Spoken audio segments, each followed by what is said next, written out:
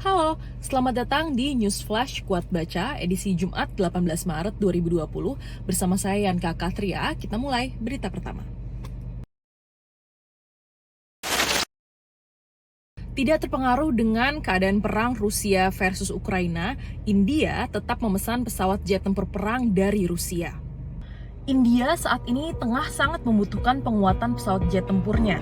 Pilihannya jatuh pada Su-30 MKI. Pesawat ini dikembangkan di Rusia namun dibuat oleh India. Varian ini dibuat khusus untuk kebutuhan India, mengintegrasikan sistem avionik India dengan subsistem buatan Prancis dan Israel. Pesawat tempur tersebut akan dibangun industri dalam negeri Hindustan Aeronautics Limited, termasuk juga peralatan-peralatan yang made in India. Pengajuan pembelian diharapkan akan disetujui Dewan Akuisisi Pertahanan minggu depan. Tahun 2000, India dan Rusia bekerja sama dalam pengembangan pesawat tempur. Kedua negara sepakat memproduksi 140 jet tempur Su-30. Per Januari 2020, Angkatan Udara India mengoperasikan hampir 260 unit Su-30 MKI.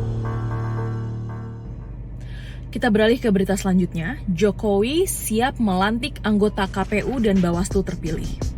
Deputi 4 Kepala Staf Presiden Juri Ardiantoro menyatakan pelantikan komisioner KPU dan anggota Bawaslu periode 2022-2027 akan dilaksanakan 12 April 2022. Pelantikan dilaksanakan sehari setelah jabatan komisioner KPU dan Bawaslu periode ini rampung. Nama komisioner KPU terpilih antara lain Betty Epsilon Idrus, Hashim Asari, Muhammad Afifuddin, Parasadan Harahap, Yulianto Sudrajat, Idam Holik, Agus Melas. Anggota Bawaslu terpilih Loli Suhenti, Puadi, Rahmat Bagja, Totok Haryanto, Herwin Jeffler Hilsa Malonda.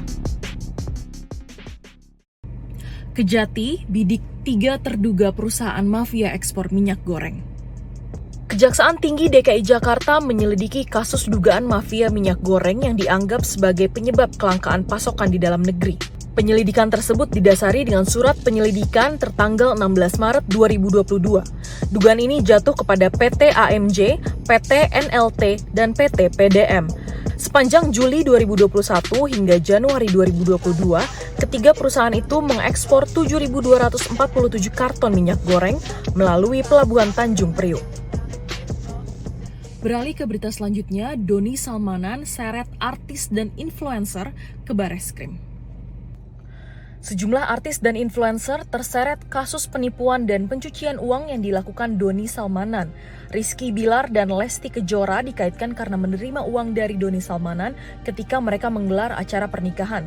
Influencer Reza Oktavian alias Reza Arab pernah mendapat uang dari Doni sebesar 1 miliar yang disawer saat sedang melakukan siaran langsung. Rizky Febian diketahui pernah menjual minuman racikannya. Saat menjual minumannya di Instagram, Doni Salmanan yang awalnya menawar 20 juta bersaing dengan penawar lainnya hingga mencapai 400 juta rupiah.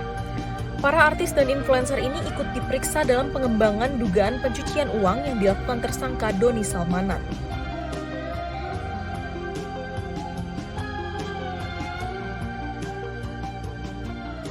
Vokalis band indie Efek Rumah Kaca Kholil Mahmud bergabung dengan Kontras untuk periode 2020-2023. Dirinya didapuk sebagai bendahara dalam gugus tugas Kontras atau Komisi untuk Orang Hilang dan Tindak Kekerasan.